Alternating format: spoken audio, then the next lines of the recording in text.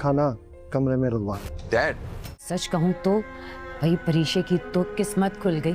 इतना अच्छा घराना मिल गया, ऊपर से सास और नंद की झंझट ही नहीं। जैसे ही रेहान और मनाल डाइनिंग टेबल पर आते हैं, मनाल और उसका वालिद साहब वहाँ से उठ जाते हैं, लेकिन राहिल फौरन उन्हें रोक देता है और कहता है कि वो अपना खाना रूम में जाकर खा लेगा। बारी और अनाया का रिश्ता होने की वजह से साहिल और उसकी वाइफ सबसे नाराज नजर आ रहे हैं।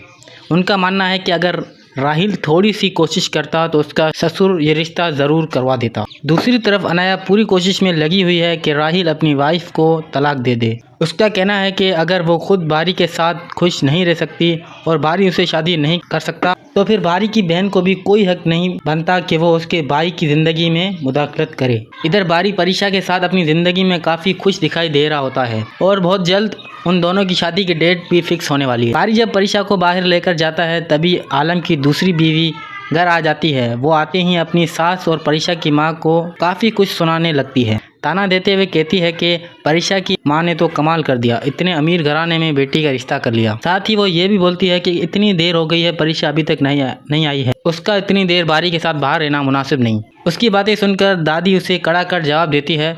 वो कहती है कि असली अहमियत इंसान की होनी चाहिए, ये दौलत जायदाद तो आने जाने वाली चीज़ें होती है, लेकिन वो औरत अपनी बातों में इतनी मगन होती है कि उसे ज़रा भी एहसास नहीं होता कि उसके अल्फाजों से किसी का दिल दुख रहा होता है।